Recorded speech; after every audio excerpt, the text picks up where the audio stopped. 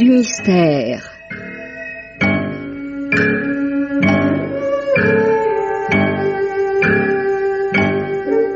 Parmi les chefs-d'œuvre du roman policier, Germaine Beaumont et Pierre Billard ont choisi pour vous ce soir Mathilde et ses mitaines de Tristan Bernard dans une adaptation radiophonique de François Billedou, avec Lucienne Lemarchand dans le rôle de Mathilde, Jacques Hilling, Nelly Delmas, Pierre Delbon, Pierre Olivier, Henri Virlogeux, Becky Rosanès, Marie-Jeanne Gardien, Gaëtan Jor, Yves Duchâteau et Pascal Mazotti. Chronique de Germaine Beaumont et Roger Régent. Prise de son Jean Godet, opérateur Charles Marié, assistante Marie-Denise Vanda. Réalisation Pierre Billard.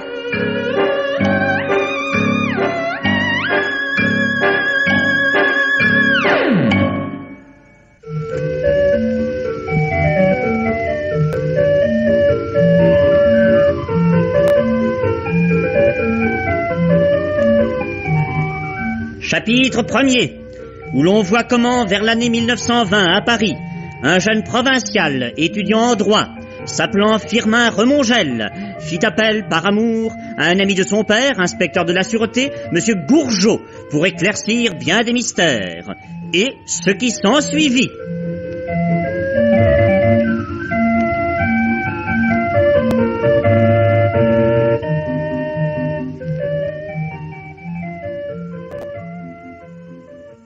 Donne le kirsch, Mathilde. Oui. Ce jeune homme a bien mérité un petit verre. Un doigt seulement, madame, un doigt. Voilà. Monsieur Remongel, résumons votre affaire. Avant-hier dans la nuit, vous êtes réveillé par un cri de femme poussé sous vos fenêtres. Oui. Ensuite, vous entendez une cavalcade de gens, puis plus rien. Hier soir, vers minuit, rentrant chez vous, vous apercevez dans les petites rues avoisinant votre domicile une douzaine d'individus se livrant par petits groupes à des activités incompréhensibles. Oui. Votre quartier de Belleville étant mal famé, vous soupçonnez qu'il s'agit d'une bande d'apaches. Un peu plus d'une heure après, vous entendez de nouveau sous vos fenêtres un cri de femme et une cavalcade de gens. Oui. Le calme revenu, vous descendez dans la rue et vous découvrez sur le trottoir une jeune femme évanouie. Vous l'emportez dans votre chambre. Oui.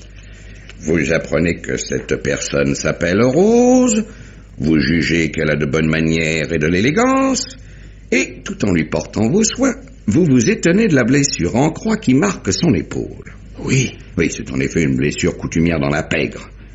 Ensuite, elle refuse l'hospitalité prolongée que vous lui proposez. Oui. Alors, vous lui proposez de la raccompagner. Il est à ce moment-là aux environs de 3 heures du matin. Elle vous conduit d'abord à une boutique de fontes et métaux, toute proche de chez vous, et malgré l'heure, on ne tarde pas à lui ouvrir. Au vieillard empressé qui l'accueille, elle réclame impérativement son chapeau. Oui, un chapeau très chic. Oui, très chic. Après quoi, vous vous dirigez vers les boulevards extérieurs pour y chercher un taxi-auto. Un fiacre. Ah oui, c'est juste, un fiacre. Oui, vous en trouvez un, non sans avoir attendu. La caisse est branlante, le cheval boiteux, le cocher usé. Rose vous fait dire à cet homme qu'il la conduise à l'Arc de Triomphe, elle vous emprunte 10 francs et vous remercie. Oui. Vous vous retrouvez seul, ne sachant rien du tout, sinon que cette inconnue est charmante. Oui. En retournant à votre domicile, là où vous aviez trouvé Rose, sur le trottoir, sous vos fenêtres, vous apercevez à la lueur du bec de gaz 2 hommes inquiets qui semblent chercher quelque chose. Oui. Ou quelqu'un. L'un a l'air d'un apache, l'autre d'un homme du monde. En les observant depuis chez vous, vous remarquez que le premier remet au second une sorte de grosse enveloppe qui vraisemblablement renferme des papiers très précieux. Vraisemblablement, oui. Le lendemain, en fin de matinée, vous allez reconnaître la boutique de fontes et métaux et vous apprenez qu'elle est mise en location depuis le matin. Oui. En outre, que les marchandises et le mobilier ont été déménagés. Oui. Vous prévenez la concierge que vous viendrez visiter en compagnie. Oui. Puis, vous pensez au vieil ami Gourgeot pour débrouiller tout ça. Oui. Et me voilà. Oui. Eh bien, monsieur Remongel, je vous dirais que je ne suis pas mécontent que Mathilde soit restée avec nous. Oui, c'est la seule femme de la Terre qui ne soit pas bavarde, et je ne connais personne parmi tous mes collègues de la Sûreté qui ait ses dispositions pour le métier. Que penses-tu de cette histoire, Mathilde? Quand vous êtes allé avec cette dame devant le petit magasin et qu'elle a demandé son chapeau, vous n'avez pas remarqué s'il y avait quelque chose dans la boutique? Ou si elle était vide? Non, J'ai pas pu voir, il faisait trop sombre. Vous avez bien fait d'attendre pour la visite. Demain matin, j'irai vous voir sur le coup de 8 heures. Ce n'est pas trop tôt? Oh non. C'est moi qui vais m'occuper de cela, parce que M. Gourgeot a pour le moment un petit travail qui lui prend toute la journée. Et puis, on s'occupera de retrouver le cocher qui a conduit cette dame. Elle vous embouche un coin, hein?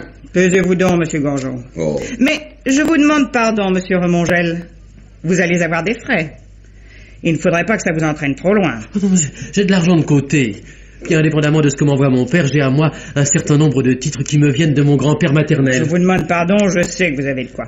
Mais vous n'êtes peut-être pas disposé à vous lancer dans des dépenses simplement pour tirer au clair cette petite histoire-là. Si, je tiens à faire tous les frais qu'il faudra. Oui.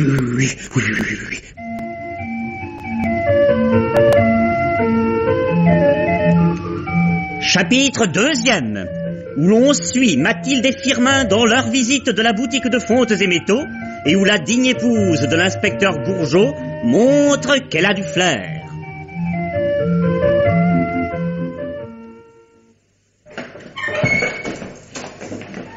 Qui fait noir. Si j'allais demander un rat de cave à la concierge. Non, j'ai ma petite lampe électrique, mon garçon. Voilà. Oui. Bon, évidemment, ils ont déménagé tout ce qui pouvait être compromettant. Ils ont tout enlevé. Allons voir la cave. Oui.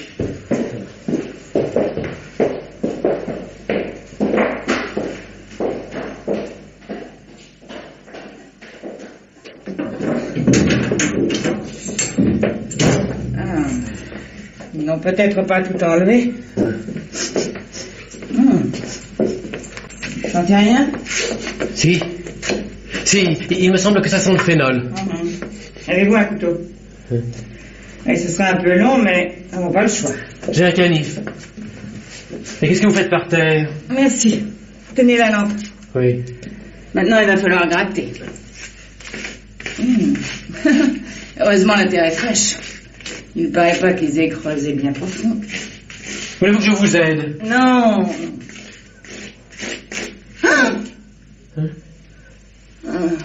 C'est le bras. Là, par là, le bras va s'amincissant. Oui. C'est donc de l'autre côté qu'il faut chercher la tête. Oh, c'est pas agréable à toucher, ça. Regardez. Oh, elle était jolie. Mais non, là, regardez là, l'épaule. Une blessure en croix. Ils les marquent d'abord, comme ça, et puis ils leur font leur affaire après. Enfin, c'est une supposition. Ce n'est qu'une supposition. C'est curieux, ces chichis-là. Ces blessures en croix, c'est plutôt des histoires de gosses. C'est des manières d'apache de 16 ans, et cependant, je ne crois pas que ce coup-là soit un coup d'apache. Enfin, c'est pas tout ça. Il va falloir se trotter au commissariat pour faire la déclaration. Oh, vous croyez? Vous ne voulez pas le dire au commissariat? Si, évidemment. Mais ce qui me gêne, c'est... C'est de compromettre la petite femme que vous avez recueillie chez vous? Oui. C'est bien difficile de ne rien dire maintenant. Mais pendant qu'ils feront leur enquête, ils n'iront pas vite, je suis tranquille. Nous procéderons tout doucement à la nôtre. Nous avons des petits détails que nous garderons pour nous tout seuls. Puis j'engagerai le commissaire à demander M. Gourgeot, chef de la sûreté, pour suivre l'affaire. Oh oui. Allons.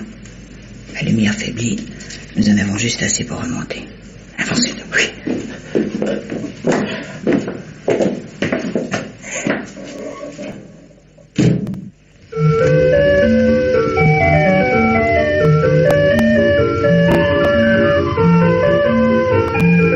Chapitre 3e, où l'on fait connaissance avec un cocher de fiacre qui ne croit pas qu'on puisse courir innocemment à la poursuite d'une petite femme.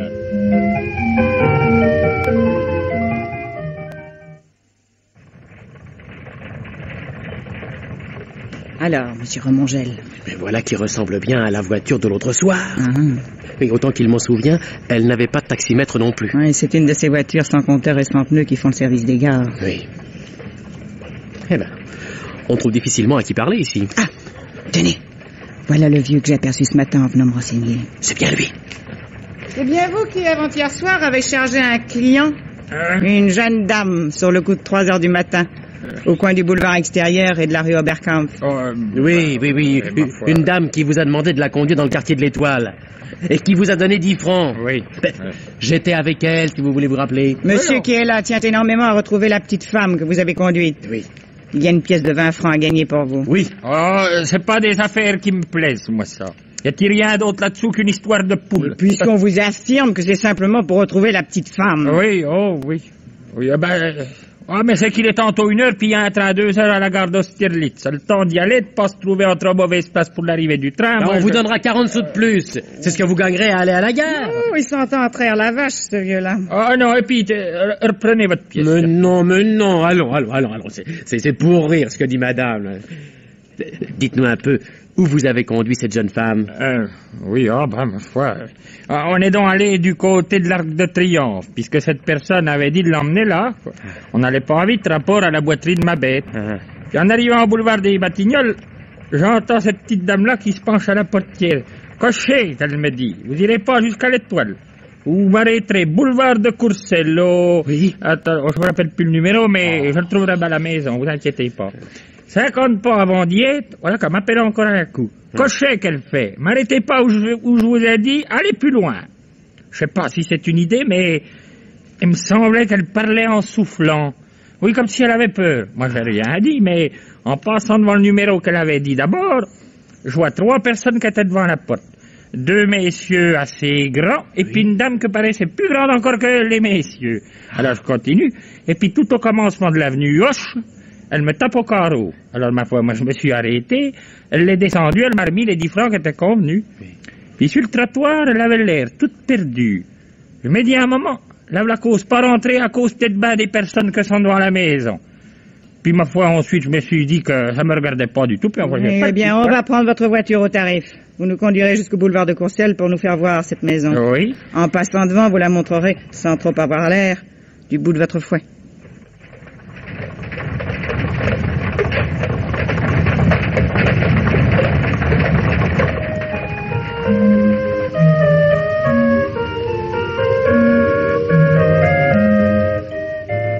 Chapitre 4e, où l'on assiste à un exercice téléphonique de grand style qui nous permet d'en savoir davantage sur la jeune première, mais qui nous empêche de la rencontrer.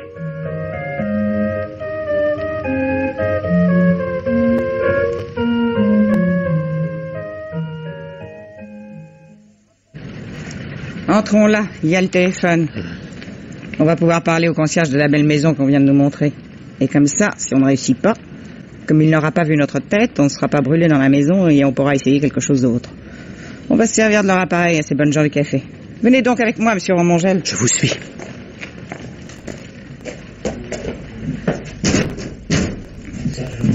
Téléphone, madame, s'il vous plaît. Au fond, madame, dans la cabine. Merci.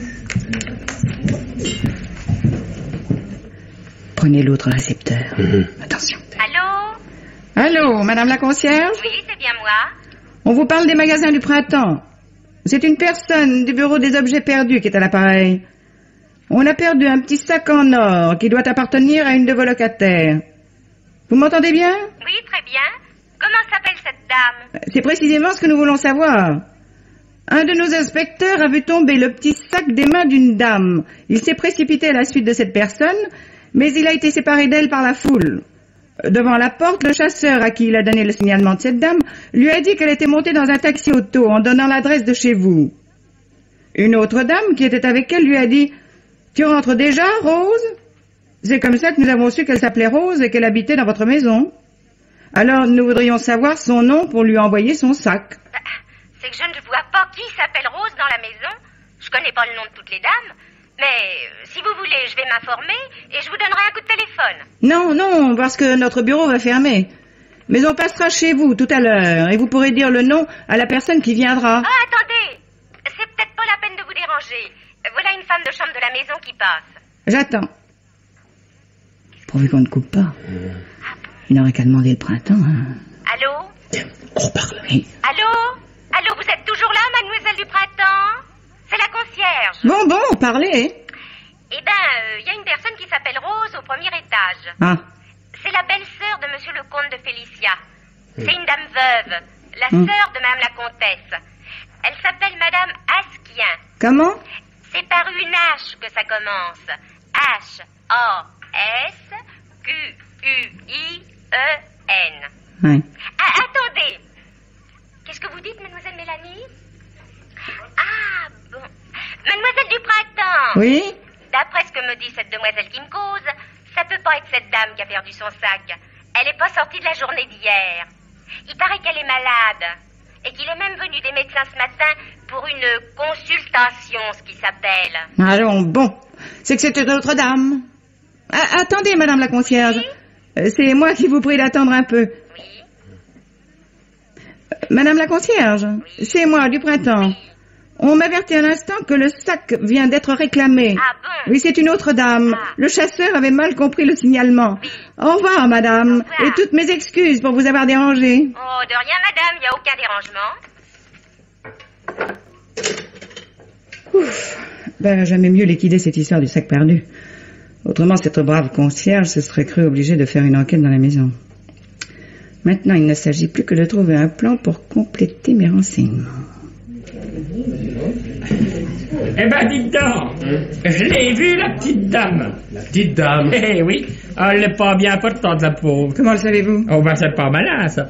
Là, à peine 5 minutes qu'on est venu la chercher dans une belle automobile d'ambulance. Ah. Moi, je l'ai bien reconnue. J'étais là que je prenais un verre tranquillement au comptoir, quand tout d'un coup, qu'est-ce que je vois par la vitre?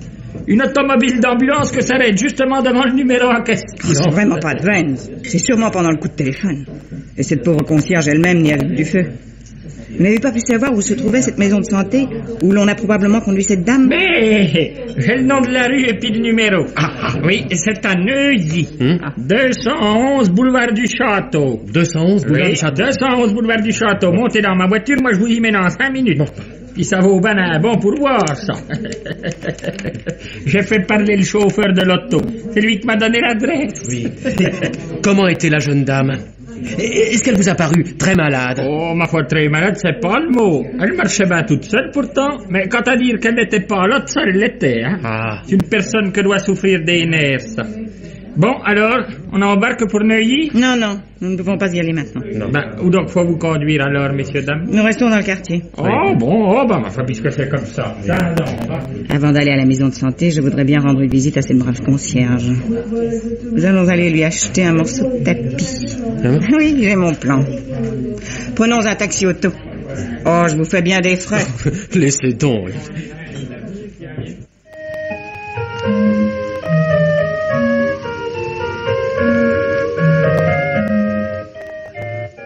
Chapitre 5e, où Mathilde entraîne Firmin dans une situation périlleuse et nous enseigne une nouvelle manière d'utiliser des carpettes.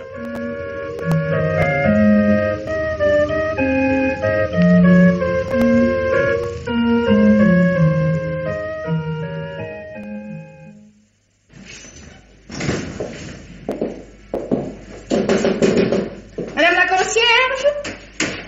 Qu'est-ce que c'est? Madame, je suis chargée par ma maison qui s'occupe de tapis d'Orient de vous offrir à titre gracieux cette petite carpette qui nous vient du Turkestan.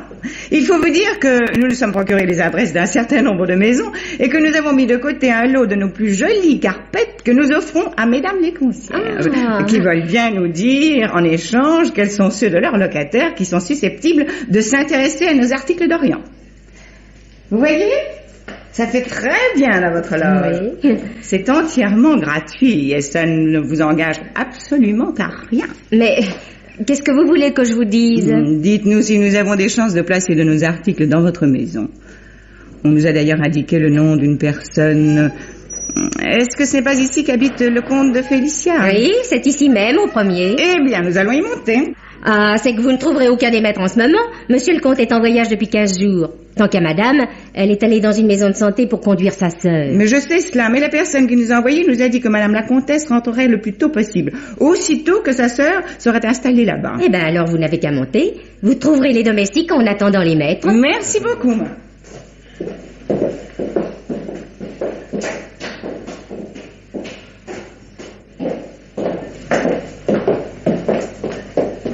C'est bien le moins que le truc des escrocs serve de temps en temps à la police. Oui. Alors, allons-y.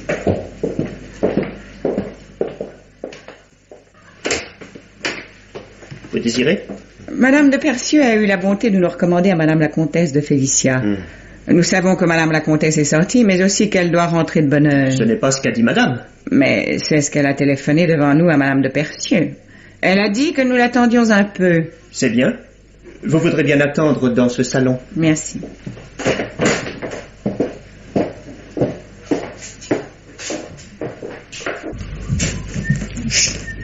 Venez. Venez voir là. Ce tableau. L'homme qui est soi-disant en voyage, le comte, c'est l'un des individus de l'autre soir que j'ai rencontré dans ma porte. Et l'autre que j'avais pris pour un apache, c'est le domestique qui nous a ouvert tout à l'heure. Non. Je ne pense pas que lui m'ait reconnu. Parce qu'il ne m'a pas regardé. C'était surtout vous qui le regardez. Parce que c'était vous qui lui parliez. Et qu'est-ce que nous allons faire? Eh bien, il faut nous en aller avec notre récolte. Bon. Oh!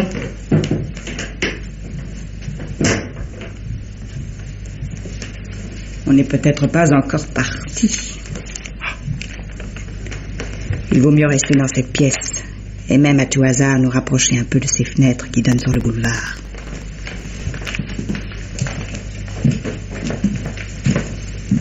Un homme qui ressemble rudement au comte de Félicia est dans l'antichambre, en train de causer avec le valet de chambre qui nous a ouvert tout à l'heure.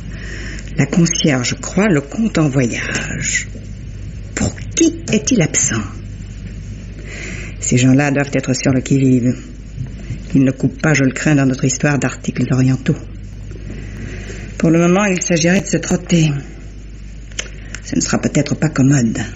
S'ils se méfient de nous, ils ne nous laisseront pas partir facilement. Surtout s'il me reconnaît. En tout cas, s'il prétend vous reconnaître et vous avoir rencontré, niez carrément. Oui. Et de l'air le plus innocent possible. Oui. Vous ne savez pas ce qu'il veut dire. Et vous êtes arrivé de Marseille ce matin. Bon. Vous attendez la comtesse? Oui, monsieur. On vous a dit qu'elle ne rentrerait peut-être pas ce soir. Et il paraît qu'elle aurait téléphoné à une de ses amies qu'elle pourrait vous recevoir. Excusez-nous, monsieur le comte. Nous avons dit cela parce qu'il nous semblait que le valet de chambre ne voulait pas nous recevoir. Dans notre métier, on n'est pas toujours bien reçu. Comment s'appelle la personne qui vous a envoyé? Madame de Percieux. C'est une personne de Marseille qui s'intéresse beaucoup à nous. Parmi les clients qu'elle nous a indiqués, il y avait le nom de la comtesse de Félicia. Nous avons supposé que ces dames se connaissaient. Peut-être Madame de Percieux n'avait le nom de Madame votre dame que par relation. Si c'est ainsi, nous nous excusons d'avoir dit que c'était une amie de Madame la comtesse. Mais vous savez, dans le commerce, on dit quelquefois des choses qui ne sont pas vraies, ou qui ne sont vraies qu'à peu près. Enfin, monsieur, si Madame votre dame n'est pas pour rentrer ce soir de bonne heure, nous reviendrons aussi bien demain ou après-demain. C'est inutile. Ma femme ne vous achètera rien. Oh, nous avons pourtant de bien jolies occasions. Nous n'avons besoin de rien. Alors, nous allons nous retirer.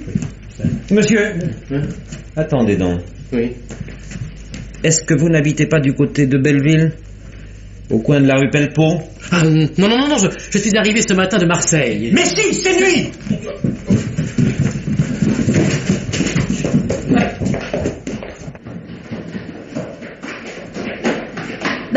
Vous n'attendez pas Madame la Comtesse? Non, elle tarde trop.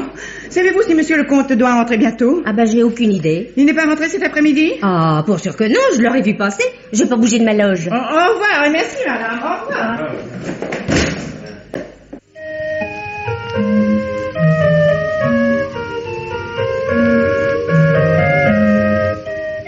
Chapitre 6e, où Mathilde, Firmin et l'inspecteur Gourgeot font le point de la situation.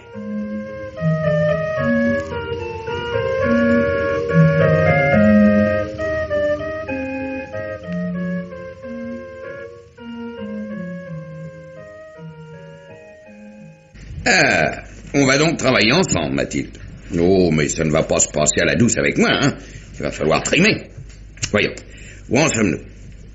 Présentement, voici la liste des personnes qui paraissent mêlées à cette affaire. La personne recueillie par M. Remongel, s'appelle Rose, veuve Asquien, et la belle-sœur du comte de Félicia. Le comte de Félicia lui-même, le domestique du comte. En dehors de ça, nous avons 1, 2, 3, 4... 5 personnages dont l'identité est moins bien définie. Le vieillard qui a ouvert à Madame Asquin la boutique de fontes et métaux pour lui rendre son chapeau. La femme morte qui était enterrée dans la cave, une blonde aux cheveux teints. Enfin, les 3 personnes qui faisaient le guet le soir de la rentrée de Rose devant la maison du comte de Félicia. Soit 2 hommes et une femme de grande taille. De taille, semble-t-il, anormale. Oui, en résumé, dans cette affaire-là, nous connaissons 8 personnes.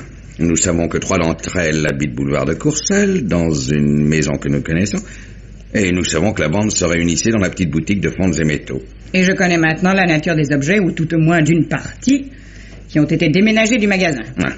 Il y avait des presses à copier. Je répète ce que m'a dit l'épicière. Je me dis que c'est peut-être aussi des presses à imprimer. Ah. Une imprimerie secrète? Non, mais est-ce qu'il s'agirait d'une affaire politique, d'une conspiration? Voilà qui ne m'amuserait pas. Pourquoi cela? Parce que c'est des histoires qui bien souvent tournent en eau de boudin. Poursuivons. Oui. Nous devons supposer que la bande devait avoir dans le même quartier que la boutique un autre lieu de réunion, ce qui justifierait partiellement les va-et-vient nocturnes dont M. Remongel a été le témoin. Ah, oui. On va tâcher de dénicher cet endroit.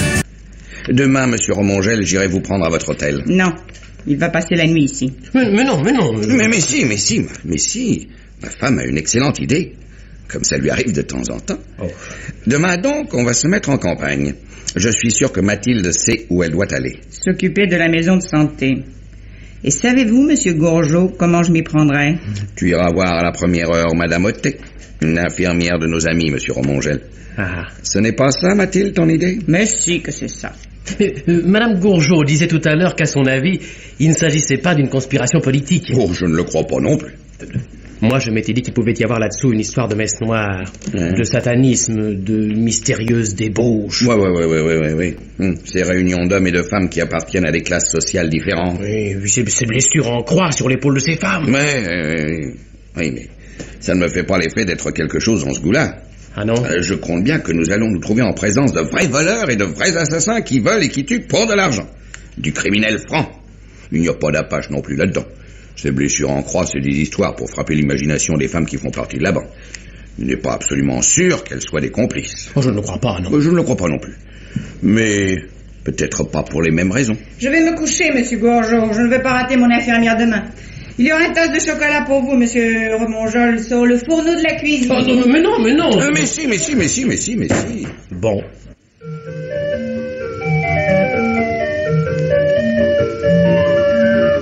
Chapitre 7e, où Firmin et Gourgeot rendent visite à Mathilde dans une maison de santé, on se doute laquelle, où elle a réussi à se faire engager comme infirmière. Révélation surprenante, l'action rebondit. Vous attendez quelqu'un, messieurs? Oui, une infirmière du nom de Madame Gourgeot. Ah, je crois que la voilà, oui. Il n'y a pas de quoi s'amuser, Monsieur Gourgeot. Depuis ce matin, j'assiste à des pansements. Ouais. Eh ben, on vient te faire ses adieux. On part ce soir pour Bruxelles. Il y a eu de faux titres vendus là-bas. Ah, bon, voilà qui me soulage d'un grand poids. Oui, Monsieur Gourgeot lisait tranquillement son journal quand il a été soudain frappé par cette nouvelle. Des filous ont vendu à la banque Bickert une liasse de faux titres de la Golden Moon du Brésil pour une valeur de 1800 000 francs. Mazette. Mais êtes-vous absolument sûr que ces filous de Bruxelles soient vraiment les gens que nous cherchons? Oh, évidemment, on n'est pas infaillible. Ah. Mais quand Monsieur Gourgeot et moi nous tiquons bien ensemble, et chacun de notre côté sur une piste, je puis dire une chose. C'est que ça serait bien étonnant que l'on se mette tous les deux le doigt dans l'œil. Alors comme ça, vous en allez à Bruxelles pendant que moi, je vais m'appuyer le voyage du Havre. Ah, tu t'en vas au Havre. C'est donc que feu Monsieur Asquin habitait le Havre. Vous l'avez dit, Monsieur Gourgeot. J'ai eu la veine de rencontrer ici une femme de chambre de la comtesse de Félicia, Clémentine. Nous avons fait amitié, elle m'a raconté que Madame Asquin était veuve depuis 10 ou 12 mois, qu'elle avait à peine 20 ans et qu'elle s'était mariée toute jeune à un garçon pas beaucoup plus âgé qu'elle, puisqu'il est mort à 23 ans il y a 1 an. On a-t-elle eu beaucoup de chagrin? Il paraît que dans le monde, elle aurait une figure triste, mais qu'en petit comité, elle a bien l'air de se faire une raison. Tu n'as pas manqué de parler à ton amie Clémentine du comte et de la comtesse? Bien sûr que non. Elle croit le comte en voyage, à ce qu'elle dit. Il est parti faire une fugue en disant à la comtesse qu'il s'en allait en voyage d'affaires. Mais tous les domestiques sont persuadés qu'il est en train de faire la bombe avec sa maîtresse. Ouais. Et tu as pu savoir quelle était cette maîtresse? C'est une dame de leur entourage, une dame Bosca, la femme d'un gros industriel. Et comment était-elle? Une grande blonde qui se teint les cheveux. Ah, qui se teignait, veux-tu dire? Nous sommes d'accord. Oh! Autre nouvelle. Figurez-vous que Madame Asquin a amené avec elle ici une garde particulière. C'est une très grande femme. Vous pensez à la déposition du cocher? Naturellement. J'ai demandé à Clémentine qui était cette garde malade mystérieuse. C'est une espèce de dame de compagnie qui est venue habiter chez le comte de Félicia 1 mois environ après la mort de Monsieur Asquin. Cette dame a sa chambre à côté de celle de Madame Asquin. C'est une personne qui a la figure forte et longue et qui est vraiment d'une taille extraordinaire. Ah. Seulement, si vous l'examinez de près, comme j'ai pu le faire, vous vous étonneriez moins de la voir si grande. Pourquoi ça? Parce que vous vous diriez peut-être comme moi que c'est certainement un homme. Quoi? Sans les femmes, on se demande ce que deviendrait la police. J'ai su encore par Clémentine que Monsieur Asquin, après avoir possédé une grosse fortune, est mort en laissant des dettes énormes. Sa femme a dû refuser sa succession. Il n'avait d'autre famille qu'un frère, d'1 an plus jeune, bel homme comme lui, mais un peu pauvre d'esprit. Ce frère a été très affligé de la mort d'Asquin. Il a ramené le peu d'argent qui lui restait et s'en est allé vivre en Angleterre. Alors, tu as pris la résolution de te rendre au Havre pour tirer ça au clair? Oui. C'est que j'ai bien envie de modifier l'ordre et la marche du cortège. Monsieur Remongel va t'accompagner au Havre et j'irai tout seul à Bruxelles. Oh, je ne demande pas mieux que d'aller avec Monsieur Remongel. Mais dites-nous un peu, Monsieur Gourgeot, la véritable raison de la combinaison. Il a peur qu'on me mange si je suis toute seule. Oui. Dépêche-toi, nous avons un taxi auto à la porte. C'est effrayant tout de même ce que nous occasionnons de frais à Monsieur Remongel. Oh non, mais ce n'est rien, ce n'est rien. Nous t'attendons dehors. Hein.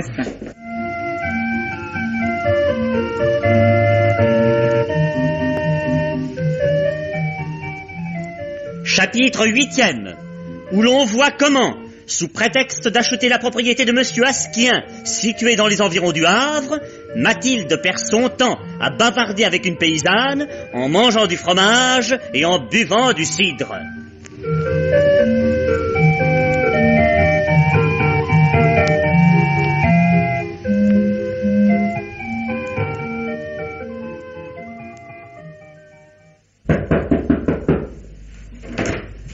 C'est pour un renseignement sur la propriété Asquin.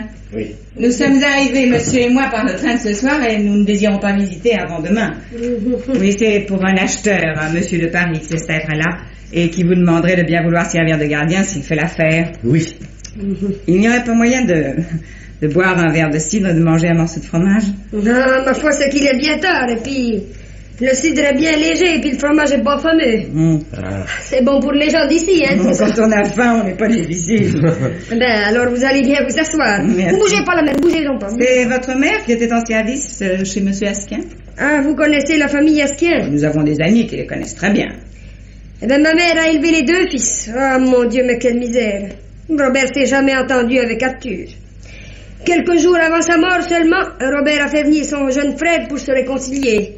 Et pourtant, hein, on les déconnaissait pas l'un de l'autre. Ah, ils se ressemblaient tant que ça? La seule chose qui les empêchait d'être pareils, c'est que monsieur Arthur, c'était le chevalier de la triste figure, lui. Et monsieur Robert est mort subitement. Ma foi, sans jamais avoir été malade. C'est une veine du cœur qui s'est rompue, qui disent les médecins. Vous disiez qu'on les prenait l'un pour l'autre. Allez donc, je vais vous montrer leur portrait. Tenez, regardez donc. Et à l'enterrement de son frère, est-ce que monsieur Arthur sembla très affligé? On ne l'a pas vu, madame. Il paraît qu'il eut tellement de douleur qu'il restait dans sa chambre et ne voulait voir personne. Et tout de suite après l'enterrement, il a pu été question de monsieur Arthur. On lui a porté des pièces à signer, c'était sa belle-sœur qui les prenait puis qui les rapportait signées. Il ne voulait voir personne qu'elle, qui disait. Mais ils ont dû se chipoter après. Toujours est-il qu'il est parti en Angleterre, qu'on a dit, et puis qu'on ne l'a jamais revu ici. Oui, bien. Eh bien, il commence à se faire tard. Le temps d'allumer mon feu, et je vais vous faire une omelette au lard. Non, vraiment, merci. Non, il nous faut rentrer au Havre. Nous reviendrons demain matin vers 8h. Eh bien, alors c'est ça. À demain, ma foi. Eh bien, demain, ce sera une visite intéressante. La visite intéressante, vraiment intéressante, c'est celle que vous nous faites. Demain, c'est surtout pour confirmer les idées que j'ai déjà. Je vais télégraphier à Bruxelles quelque chose d'important. Ces portraits sont très curieux. En enlevant la barbe de l'un d'entre eux. C'est inouï comme cela ressemblerait à la garde, ou plutôt au garde-malade de Madame Asquin. Comment? La garde-malade, ce serait Arthur? Mais non, il n'est plus question d'Arthur. Arthur est loin. Ou plutôt, il est tout près d'ici, si le cimetière du Havre est dans les environs. Mais alors? Alors, je vais rédiger le télégramme suivant. Gourgeot, poste restante, Bruxelles. Rose est soignée par son mari. Oh! Alors, elle ne serait pas veuve? Et non. Mais comment cette idée vous est-elle venue? Quel motif aurait-eu Arthur de s'habiller en femme?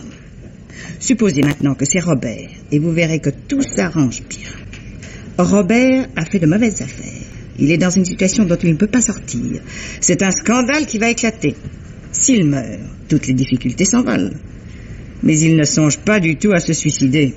Comment disparaître sans mourir? Alors il aurait fait disparaître son frère à sa place? Le jour de la constatation du décès, il n'a cessé de pleurer et de se cacher le visage. À l'enterrement, il ne s'est pas montré. Et rappelez-vous aussi qu'il ne recevait personne dans sa chambre. Personne que sa soi-disant belle-sœur, c'est-à-dire sa femme. Enfin, se peut-il qu'elle soit complice de cette chose abominable? Tout ce que je puis vous dire, c'est que sa complicité n'apparaît pas nécessaire. Elle peut avoir cru à la mort subite de son beau-frère Arthur. Elle n'a été complice que dans la substitution. Je vous avoue que je suis très tourmenté. Calmez-vous. Pour l'instant, je ne serais pas fâché de me reposer un peu. J'ai l'idée que je vais dormir comme un petit enfant.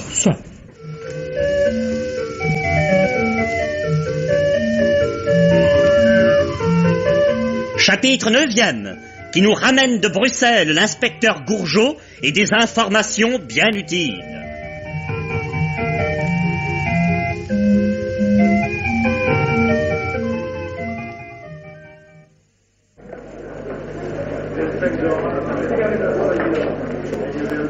Le train de Bruxelles, c'est bien celui qui vient là. Vous savez pas lire? Si, pardon, merci.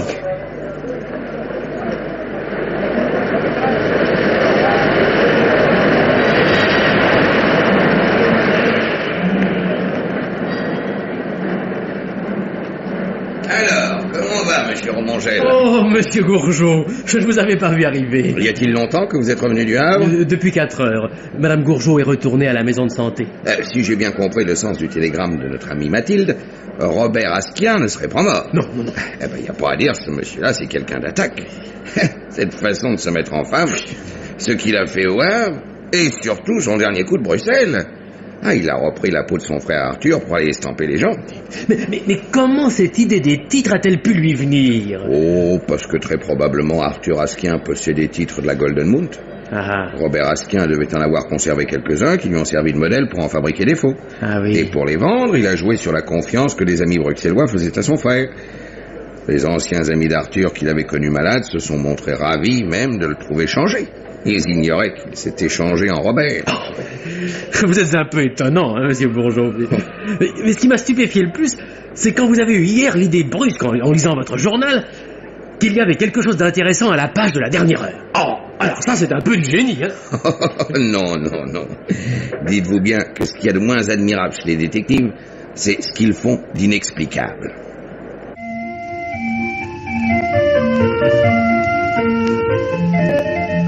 Chapitre 10e, où l'on voit Mathilde procéder à l'enlèvement de Rose et conduire à sa façon un interrogatoire dans un taxi-auto.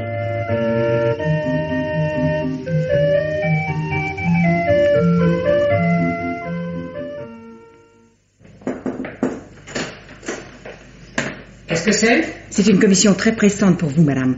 Voilà, je viens de rentrer à la maison et au moment où je sonnais, je me suis trouvée accostée par un monsieur qui m'a remis 20 francs et qui m'a chargé de vous prévenir, madame, pour que vous veniez le retrouver tout de suite pendant 10 minutes. C'est de la part de monsieur le comte de Félicia. Il attend dans la première rue à gauche, qu'il a dit, à 100 pas en sortant de la maison. Je ne serai pas longtemps. Restez à la porte de la chambre. Oui. Si par hasard vous entendiez remuer, entrez dans la chambre et empêchez la malade de se lever. Elle est très gravement malade. Bien. Je ne devrais pas la quitter une minute. Je vous la confie. Entendu.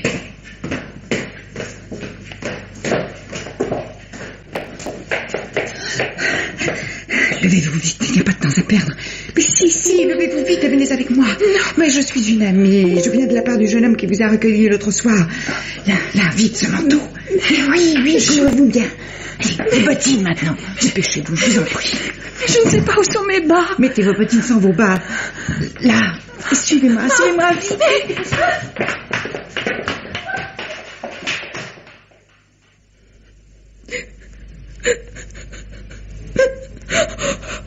Allons. Calmez-vous. J'ai mal. J'ai pas mangé. J'ai pas mangé de 3 jours. C'est probablement qu'elle se méfiait de la nourriture. Oh, pauvre femme. Vous aviez peur de lui. Oui, je sais qui il est. Je vous dirai comment. L'important, c'est que vous soyez en sûreté. Il ne vous atteindra plus, soyez tranquille. Il voulait vous empoisonner, comme il a fait avec l'autre. Je sais tout cela. Mais je sais que vous ne saviez rien d'abord de la façon dont est mort votre beau-frère et que vous ne l'avez appris que plus tard. Je n'avais rien su de la façon dont Arthur était mort. J'avais cru que c'était une mort accidentelle. Mais pour les projets de substitution, mon mari avait été bien forcé. J'ai soupçonné la vérité tout récemment, au cours d'une dispute entre Robert et le comte de Félicia. Et ces jours-ci, à la maison de santé, j'ai eu l'intuition certaine qu'il voulait m'empoisonner. Je n'ai rien voulu manger. Ce matin, comme il voulait me forcer à avaler de la soupe, je lui ai recraché comme si j'avais eu un haut le cœur. Alors, il n'a pas insisté. Mais ce soir, je n'en pouvais plus. Je crois que si j'étais restée jusqu'à demain, j'aurais mangé tout de même. Et vous n'avez plus mal à votre épaule? Non, ce n'était rien. Vous savez qui vous a marqué ainsi? Celui qui m'a marqué, c'est Artaud. Ah oui? Artaud, c'est une espèce de mulâtre qui n'écoute que le comte de Félicia. Il est probable qu'il m'a marqué à l'épaule pour venger le comte. Parce que Robert avait marqué 2 jours avant la maîtresse du comte. Oui, Madame Bosquin. Et vous ne savez pas où se trouve en ce moment Madame Bosquin? Je ne sais pas. Moi, je le sais. Vous étiez bien pressé de rentrer l'autre nuit, quand vous vous êtes fait reconduire par ce cocher. C'était à cause de ma sœur, qui ne sait rien de tout cela. Elle sait seulement que mon mari n'est pas mort. Pourquoi donc avez-vous eu peur en voyant des personnes devant votre maison? Et avez-vous dit au cocher de continuer sa route? Vous savez aussi cela? C'est qu'il y avait là Artaud qui m'avait marqué. Il s'était même battu avec mon mari à cause de ça. Il aurait recommencé à se battre devant la maison et peut-être ma sœur aurait-elle entendu du bruit. Oh, je suis fatiguée. Allons, calmez-vous. Vous n'avez plus rien à craindre. Rien.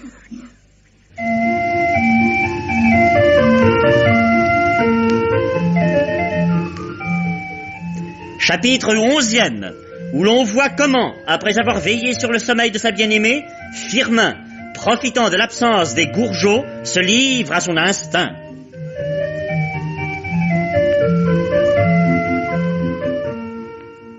Vous avez bien dormi? Oh, quelques minutes à peine. Vous croyez? Quand je me suis réveillée, vous dormiez. Ah. Je me suis réveillée il y a bien 1 heure. Je ne voulais pas vous réveiller, vous dormiez si bien. Et pourtant, j'avais des choses à vous demander.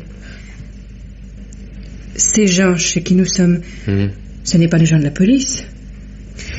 Si. Ils sont de la police? Oui. Oh mon Dieu. Mon Dieu. Et moi qui lui ai dit des tas de choses, mais... Qu'est-ce que je peux dire pendant mon sommeil? Mais c'est un guet-apens! Vous m'avez attiré dans un guet-apens, mais c'est infâme ce que vous avez fait là! Je vous en prie. C'est moi qui ai fait des recherches pour vous retrouver. Alors la police m'a un peu aidé, voilà tout. Mais je ne travaillais pas pour la police. Mais je ne veux pas qu'on arrête mon mari ni mon beau-frère. C'est ma famille. Calmez-vous. Mon Dieu, mais qu'est-ce que j'ai fait là? Mon mari et mon beau-frère que j'ai trahi. Mais non, je parlerai à mes amis. Je leur dirai de ne pas livrer votre mari. Vous me promettez qu'on ne livrera pas? Ce serait tellement mal, ça me ferait tellement de peine. Mais non. J'ai assez dormi, vous aussi. Prenez une chaise et venez près de moi que nous causions. Je vous ai dit des choses pas gentilles, mais il faut m'excuser. Je suis si nerveuse. Puis voilà 3 jours effroyables que je passe. Cette fuite en pleine nuit. Cette personne vous a raconté? Oui, elle m'a tout dit. C'est une femme étonnante. Elle m'a emmenée comme une petite fille. Comment est-ce que vous la connaissez? Eh bien, son mari est de mon pays, alors je me suis adressé à eux pour vous retrouver. Vous étiez inquiet à cause de moi? Ah oui. Oh, je vous aime tant. Mais pourquoi? Mais est-ce qu'on sait pourquoi? Bêtement. Oui. Vous êtes employé? Non, je suis étudiant. Ah. Vous l'aimez bien, votre mari? Mon mari? C'est évidemment un monstre, mais ce n'est pas un mauvais garçon. Comprenez-moi, c'est un homme sans aucune espèce de scrupule. Le mal pour lui n'existe pas. Je suis aussi incapable de l'aimer que de le haïr. Mais rappelez-vous ce que nous avons appris hier. Non seulement qu'il a assassiné Madame Bosca, la maîtresse du comte, mais encore qu'auparavant, il en avait fait sa propre maîtresse. Et rappelez-vous qu'à votre barbe, il avait également des relations secrètes avec la comtesse de Félicia, votre propre sœur. Oui, c'est horrible, c'est horrible. Je n'ai jamais été aimée. Oh si, je suis à vous. Ma vie tout entière vous est consacrée. Je n'aime que vous au monde. Il faut que nous soyons l'un à l'autre. Si. Oh.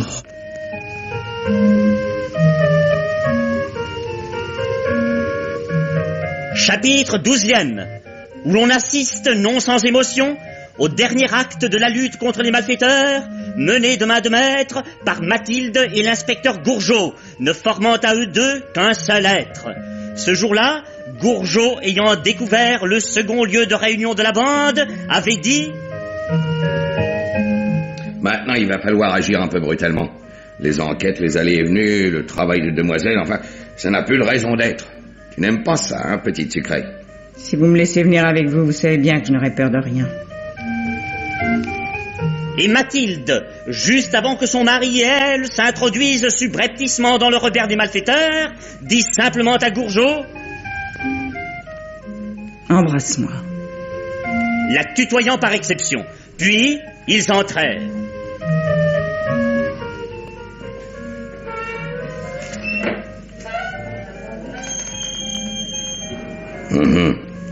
La maison n'est pas vide. Voilà une porte ouverte. Nous sommes dans le bal. Allez, allons-y, descendons. Ils descendirent. C'était l'escalier de la cave. Bientôt, ils découvrirent les lieux, éclairés par une bougie, équipés comme une sorte de laboratoire. Et le chef de la bande, Robert Astien, était là, un chapeau mou sur la tête. Il se donne de l'air. Il est probable qu'il n'a pas voulu s'en aller sans faire disparaître derrière lui toutes sortes de traces gênantes. Quant à ses complices, nous arrivons trop tard pour lier connaissance avec eux. Heureusement que le gros morceau nous reste. Mais le gros morceau semblait en avoir fini. Il se dirigea vers l'escalier. L'inspecteur fonça sur son adversaire. Oh, Mathilde, je suis fait. Il se sauve. Cours après, mais cours donc après, nom de Dieu, il tire dessus. Tire aux jambes, entends-tu? Ah, mon Gourgeot, je l'ai eu. Oh, regarde à son poignet, ce bracelet, avec une lame de couteau. C'est avec ça. Oh, mon Gourgeot. Non, ne bouge pas. On va te soigner.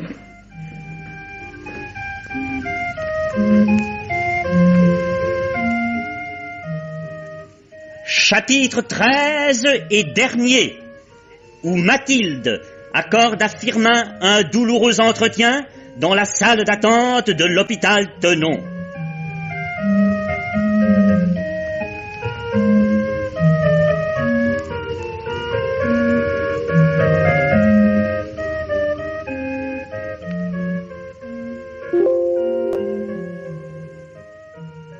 C'est affreux. Il va mourir. Le ministre de l'Intérieur est venu ce matin. Il a promis une médaille. Ah. Le chef de la sûreté a demandé qu'on n'ébruite pas l'affaire. Le frère du comte de Félicia est député. C'est drôle, voyez-vous, monsieur Remongel, nous qui savions tant de choses, nous ne savions pas ça. Eh non. Il paraît qu'ils sont si effrayés du scandale que ça peut faire sortir qu'ils vont traiter ça comme des secrets de gouvernement. Une affaire politique, quoi. Ils vont l'étouffer. En attendant, ils vont envoyer quelqu'un à la recherche de ce comte de Félicia. Mais on pourrait vous charger de retrouver le comte. D'abord, je ne veux pas quitter mon malade. Si je le quitte, c'est qu'il m'aura quitté, monsieur Romongel. Alors je ne tarderai pas à le rejoindre. Oh, madame. Voyez-vous, ce métier ne m'intéressait que parce que c'était le sien. Tout ce que je voyais ne m'intéressait que pour lui raconter. Au revoir, monsieur Firmin. Je vais retourner près de lui. Il avait l'air de dormir. Quand il ferme les yeux, je me demande toujours s'il les rouvrira. Vous voyez, rien ne m'intéresse plus. Ce n'est qu'en vous voyant que je pense à vous demander ce qu'il y a de nouveau pour vous. Vous avez retrouvé la petite dame? Oui. Vous êtes heureux, monsieur Firmin. N'ayez pas honte. Ce n'est pas votre bonheur qui m'en a pris du mien. Je vous souhaite d'être heureux autant que je l'ai été. Et plus longtemps tout de même. Beaucoup plus longtemps.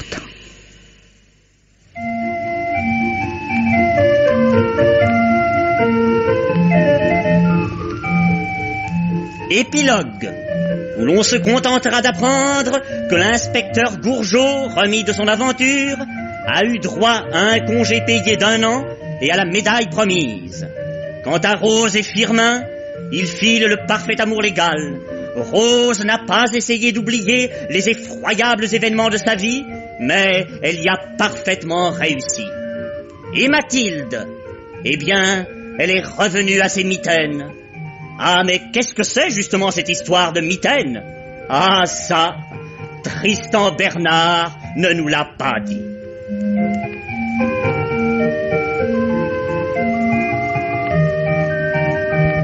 Et maintenant, Roger Régent vous parle du dernier film qu'il a vu. L'événement, dans le domaine qui nous occupe, ce fut il y a quelques jours la présentation du dernier film de Henri-Georges Clouzot, Les Espions. On connaît Clouzot, on sait ce que l'on peut attendre de lui. On allait donc voir son nouveau film avec cette curiosité passionnée qui nous étreint toujours à l'approche de chacune de ses nouvelles réalisations. On n'avait pas oublié le grand choc des Diaboliques. Eh bien, quel que soit le regret que l'on ait à le dire, nous sommes déçus. Non pas déçus parce que nous nous attendions à ce que Clouzot reculât plus loin encore les bornes de l'audace, du dramatique et du suspense, non, mais simplement déçus parce qu'il n'a pas réussi cette fois à dominer son sujet comme il l'avait toujours su le faire. Il s'en mêle lui-même dans les innombrables fils qu'il a tendus et enchevêtrés, il se prend à sa propre toile d'araignée, et il est incapable de retrouver la sortie de ce labyrinthe qu'il a lui-même conçu et dessiné. Il s'ensuit que le spectateur est lui aussi perdu dans ce dédale. Certes, nous voyons bien que c'était l'intention de Clouzot que de nous égarer. Ce docteur Malik, son principal personnage, est perdu, débordé par les événements, ne comprend rien à tout ce qui se passe autour de lui, et l'auteur a visiblement voulu mettre son spectateur dans la même situation. Son propos semblant être que le monde des espions est un monde où les robots sont tirés par des ficelles des grands patrons et qu'ils ne savent rien, ne comprennent rien et doivent même s'abstenir à tout prix de comprendre quoi que ce soit à ce qu'ils font et à ce qui se passe autour d'eux. Son propos étant tel donc, il a volontairement fait un film déconcertant. On comprend ce dessin, mais le spectateur, lui, aime comprendre, même si le héros qu'on lui présente et auquel on prétend l'identifier, doit être perdu et égaré au milieu d'événements qu'il dépasse, de sorte qu'il n'est pas très sûr que Clouzot ait bien calculé son coup. Notons cependant que la dernière partie du film est très supérieure à la première et qu'elle contient même d'excellents passages. Mais les poignards que Clouzot savait si bien pointer d'habitude sont émoussés, il est trop tard. Sur le chapitre de l'interprétation, il n'y a pas non plus beaucoup d'éloges à distribuer. L'inévitable Kurt Jürgens promène toujours sa mine attristée et ennuyée derrière des lunettes noires qui arrangent bien des choses. Peter Ustinov, en revanche, est excellent, dans un rôle pourtant bien conventionnel. C'est du Charles Laughton réussi. Enfin, Clouzot a eu l'audace et le courage de confier le principal rôle à un acteur qui s'était fait remarquer au théâtre, notamment dans Monsieur Mazure, où il était remarquable, Gérard Setti. Hélas, cette expérience très sympathique en soi n'est pas heureuse. Gérard Setti, qui est un bon acteur, ne parvient pas ici à le prouver. Il faut dire que son rôle était extrêmement difficile à tenir. Il doit apparaître sans cesse comme un être hors du jeu, toujours étranger à l'action, toujours débordé de tous les côtés. Il donne cette impression, mais hélas, il semble qu'il ne le fait pas exprès. Or, le public aime que les comédiens aient l'air de le faire exprès. Dans un rôle d'idiot, par exemple, ce qui, je m'empresse de le dire, n'est pas le cas ici pour Gérard Setti.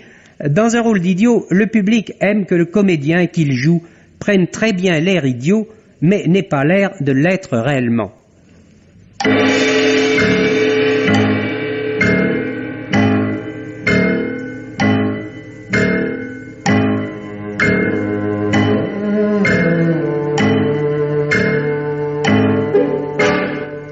Les maîtres du mystère.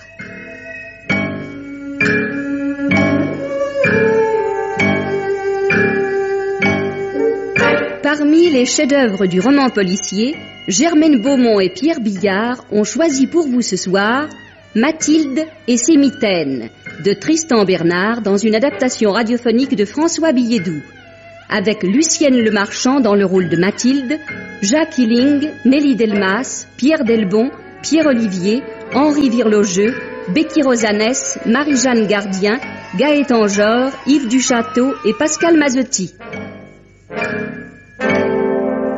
Chronique de Germaine Beaumont et Roger Régent. Prise de son Jean Godet, opérateur Charles Marillier, assistante Marie-Denise Vanda. Réalisation Pierre Billard.